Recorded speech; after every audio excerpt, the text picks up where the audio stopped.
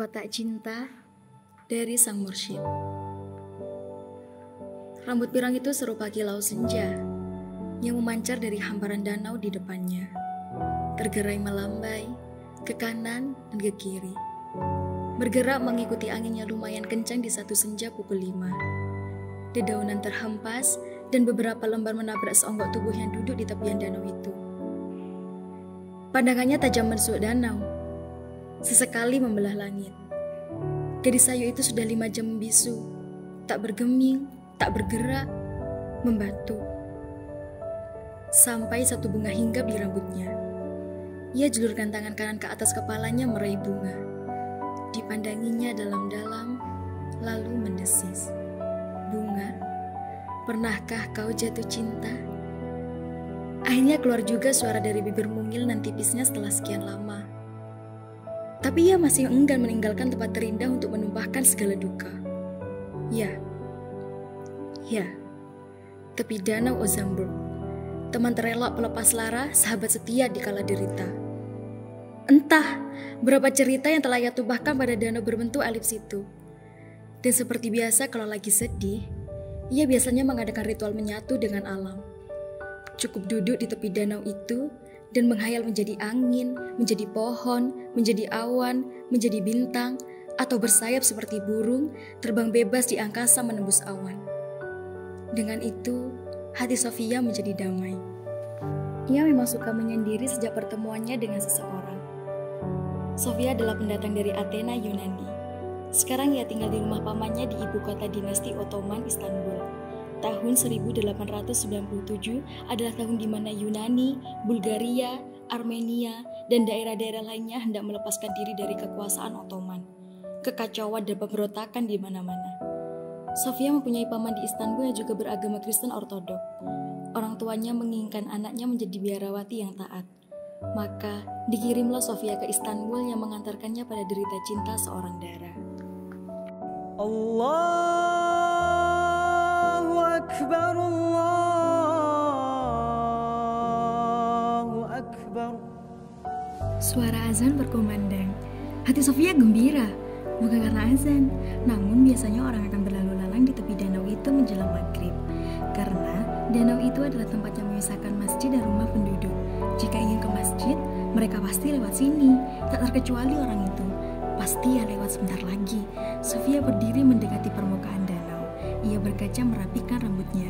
Ia menoleh ke kanan dan ke kiri, memperhatikan orang yang mulai bermunculan menuju masjid. Yang ditunggu tak muncul-muncul. Padahal dari tadi ia mengucapkan hai berkali-kali dengan suara yang lembut dan dibikin-bikin, berlatih untuk diucapkan saat ketemu orang itu. Gelap hampir menggusur langit jingga. Sholat sudah dilaksanakan. Masyarakat pulang ke rumah masing-masing. Namun yang ditunggu belum datang. Aku benci sama dia. Siapa yang jatuh cinta sama dia? Desis Sofia sambil merobek-robek dedaunan yang ia pegang. Benci. Benci sama siapa, Sofi? Tiba-tiba ia dikagetkan dengan suara agung yang habis mati. Sofia kenal suara itu. Hanya dia yang memanggilnya Sofi. Dengan malu-malu, Sofia membalikkan badan. Nida, apa kabar? Sudah sholat? Kalimat hai berubah menjadi karena kaget. Aku kan yang mengimami sholat barusan. Kamu ngapain di sini? Wajah kamu kusut banget. Sudah malam. Sofia menggeleng. Pria ganteng yang ada di depannya ialah Nida Nasya. Ia berumur 33 tahun, namun sangat dihormati masyarakat karena ilmunya yang luas. Ia suka menolong orang. Di samping itu, ia adalah mursyid tarekat Maulawi di Istanbul. Sofia pun sering mengikuti majelisnya. Memang, dalam majelis itu bukan hanya orang Islam, banyak sekali para sholikin yang non-muslim. Yang tidak berkerudung pun banyak. Pemandangan yang wajar sejak dirintisnya tarekat ini oleh Jalaluddin Arumi. Setelah sejenak berpikir, Sofia memutuskan untuk bicara. Midat, aku mau ngomong sama kamu. Tapi apa? Ngomong aja, emang ada apa? Kok kelihatannya serius gitu? Ayo ngomong, saya dengerin. Sofia menghembuskan nafas. Ayo duduk, biar enak ngomongnya. Midat menghamparkan sajadah dengan hiasan hasurki yang dari tadi menempel di pundaknya. Ayo duduk. Gak usah. Enakan berdiri. Aku hanya ingin nanya sama kamu. Mau nanya apa? Suara Midat begitu lembut dan menyentuh. Jangan marah ya. Iya, ayo saya buka telinga saya. Midat sudah punya apa? Punya kucing. Ih, Midat, kok kucing sih?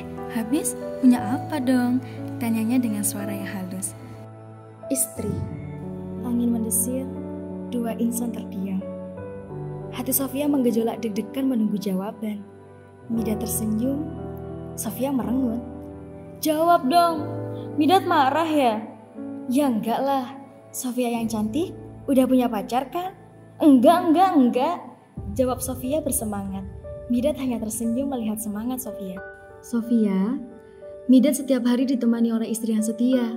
Istri yang menenteramkan hati, yang menyejukkan, yang... Belum selesai Midat bicara, Sofia memotongnya. Oh, begitu. Sofia cuma mau nanya doang kok. Hari udah malam nih. Oh iya, ntar setelah Isya, Sofia langsung ke rumah Midat ya. Malam Jumat, ada majelis zikir kan? Sofia belum mandi nih. Sofia mau mandi dulu, lalu ke sana. Sofia pulang dulu ya. Dah. Sofia terluka. Hatinya menangis perih. Sakit sekali mendengar kalimat istri yang terucap dari mulut Midat. Namun, ia berusaha menyimpan perasaan itu. Midat tersenyum memandang gadis berhidung mancung itu. Sofia, tunggu! Ini, Midat punya sesuatu untuk Sofia. Midat mengeluarkan kotak biru kecil dari jubahnya. Di sisinya berhias nama Allah dan Muhammad. Jangan dibuka dulu sebelum jam 12 malam, ingat ya. Seperti diberi nafas baru, Sofia sumringah. Ini apa?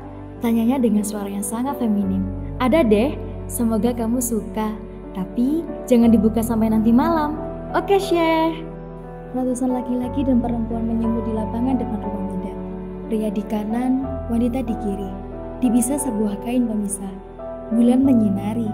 Obor berapi mengelilingi 4 sudut lingkaran suci.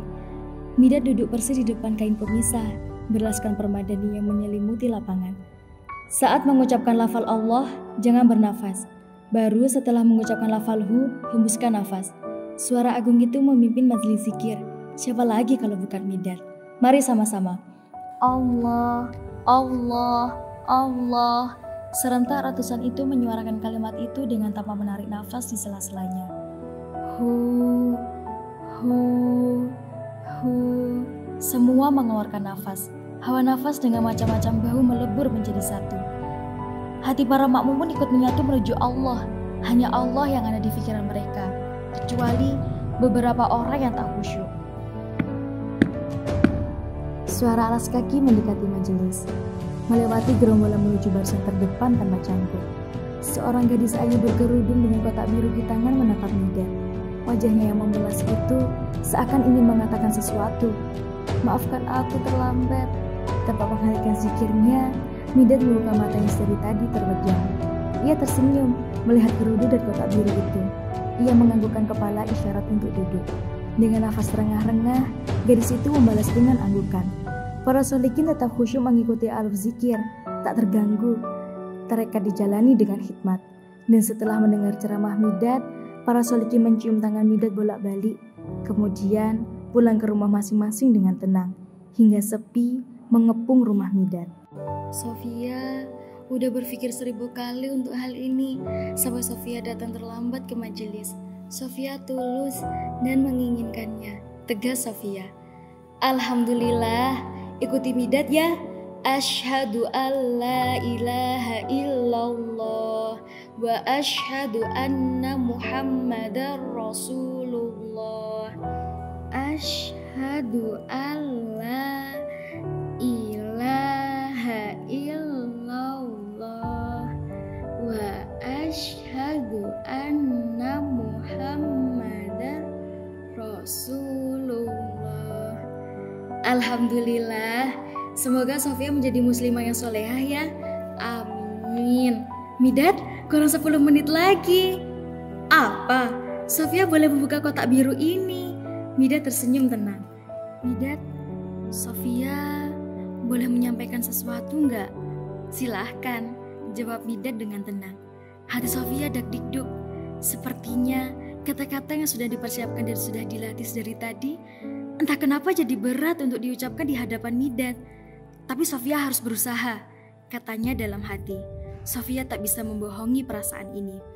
Mau ngomong apa Sofia? Tanya Midad lembut. Sofia menarik nafas dalam-dalam, kemudian menghembuskannya lagi. Ia tarik nafas lagi, kemudian dihembuskannya lagi. Midad, Sofia malu. Katakan saja, jangan malu. Seorang muslimah harus tegar. Sofia mengangkat kedua tangan hingga menutupi paras ayunya.